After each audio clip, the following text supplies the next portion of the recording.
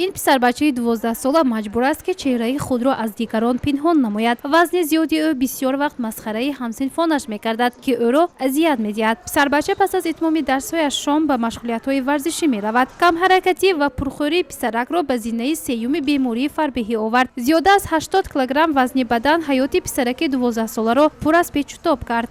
من 12 ساله هستم.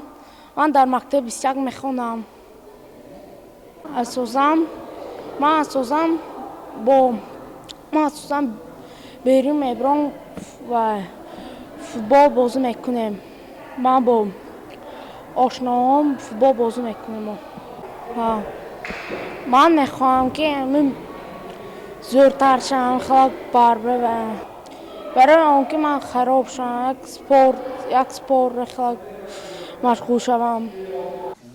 در نتیجه تحقیقات وزارت تندرستی و حفظ اجتماعی اهالی جمهوری تاجیکستان معلوم گردید که پنجشوی فربهی بین کودکان 6 ساله 4.7% را تشکیل می‌دهد. به گفته معاون وزیر تندرستی و حفظ اجتماعی اهالی جمهوری تاجیکستان 43% کودکان در تاجیکستان غذای سالم استعمال نمی‌نمایند و 84% کودک به ورزش و تمرین بدن جلب نگردیدند.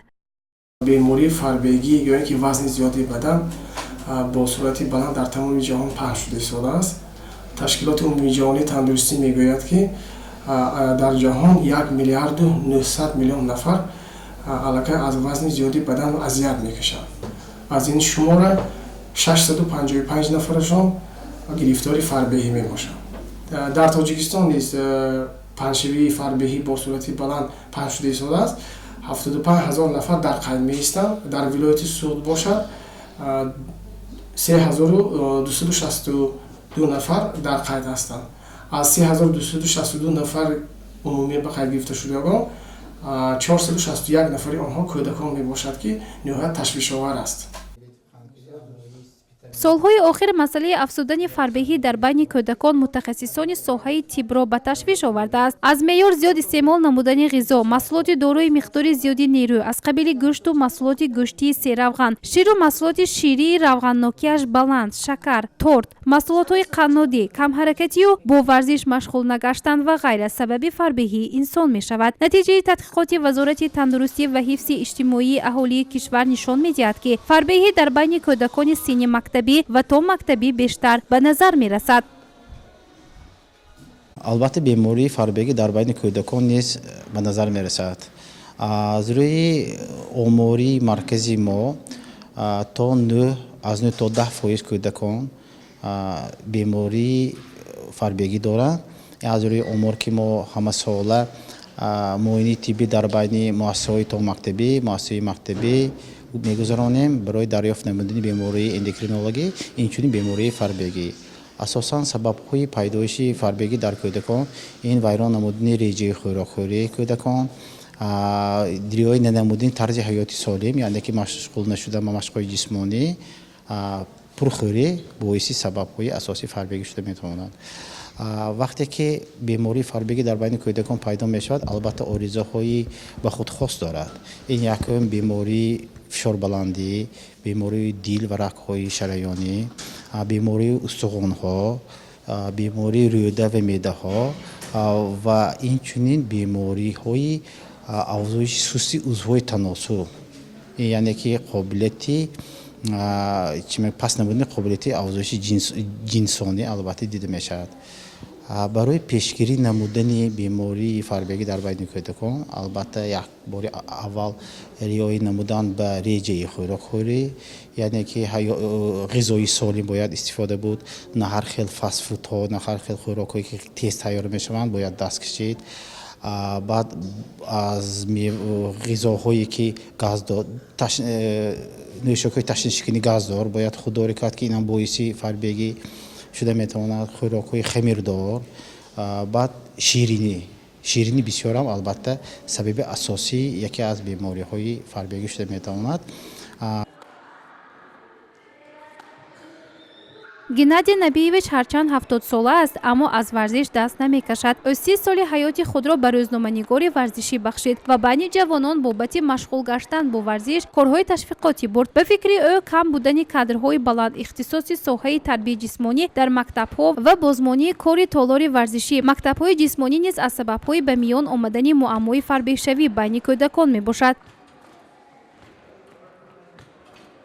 У нас слабая агитация и пропаганда физкультуры и спорта. Вот школа взять. Зайдите в школу, посмотрите, где там висят плакаты, которые призывают.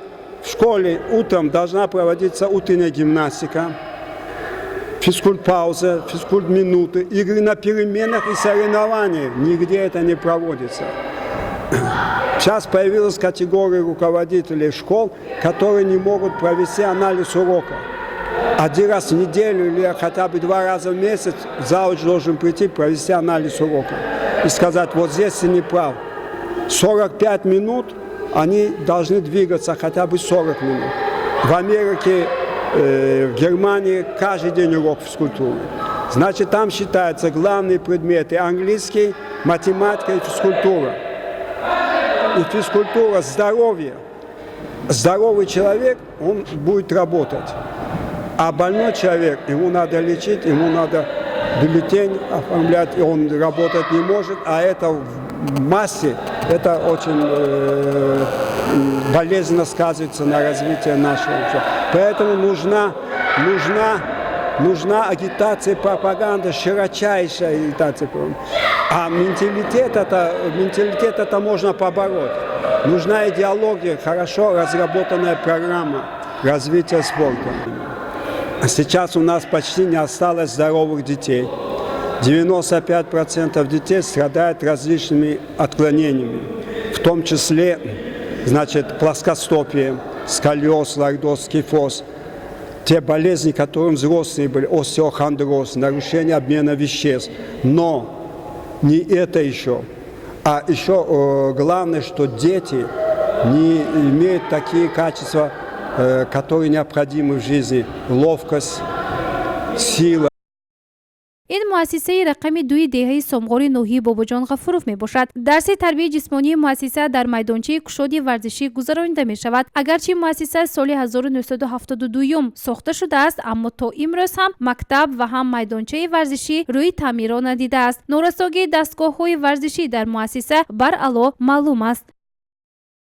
бозӣ дар тарбияи ҷисмонӣ хуб аст. он барои истироҳат намудани асаби кӯдакон ва хурсандии онҳо кӯмак мерасонад. аммо дар баробари он дар дарсҳои тарбияи ҷисмонӣ бояд машғулиятҳои алоҳида, тамрини бадан, машқҳои варзишӣ гузаронида шавад.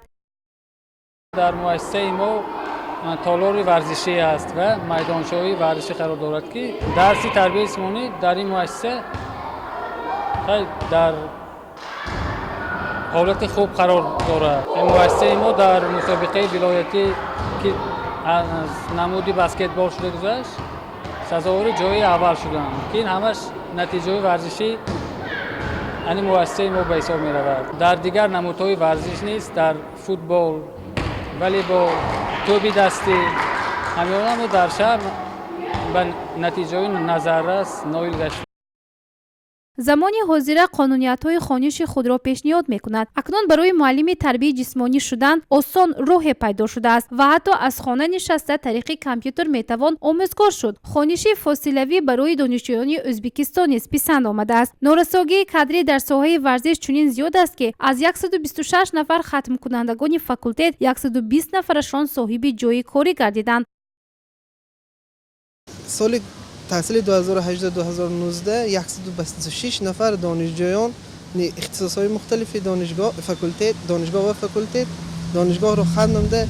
تا امروز از آنها 120 نفر آنها با جای کار دائمی تامین کرده شدند. بسیار شهروندان جمهوری تاجیکستان که در سالهای پیشین کالج‌های تربیت جسمانی رو ختم کرده بودند، امروز با فرمایش وزیر معارف باید معلومات عالی داشته باشند. همین سبب گردید که امروز در زمینه همین فرمایش وزیر معارف در نزد فاکولتت ها شعبه های غایبانه و فاصله باید تشکیل کرده شده. شهروندان جمهوری تاجیکستان که سن سال معین را دارند باید با таҳсил фарогир карда шаванд.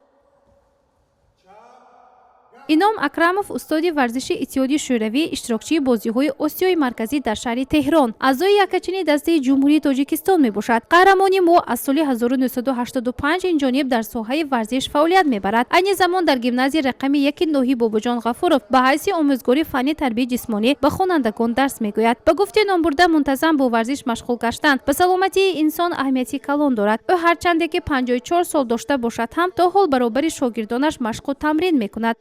ҳоло барои соҳаи варзиш ҳамаи шароитҳо мусоид мебошанд, чунки товарҳои варзиши замонавӣ, варзишгоҳҳо ба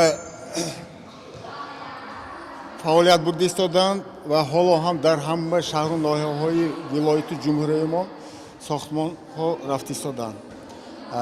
дар муассисаи мо бошад инҷониб аз тарафи маъмурияти гимназия барои хонандагон ҳамаи шароитҳо фароҳам оварда шудаанд. ҳамаи лавозимотҳои варзишӣ ки барои дарси тарбияи ҷисмонӣ ҳамаи шароитҳо мусоид мебошанд. хонандагони симо фаъолона дар ҳамаи мусобиқаҳои ноҳиявӣ, вилоятӣ фаъолона иштирок менамоянд.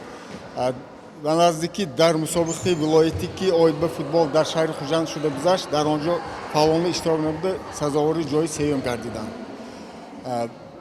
волейбол дар мо бисёр пешрафтагӣ дар мусобиқаҳои ноҳиявӣ ҷоҳои дуюм ва сеюмро сазовор мебошанд ва дар дастаи якачинии ноҳия вилоят баромад мекунанд.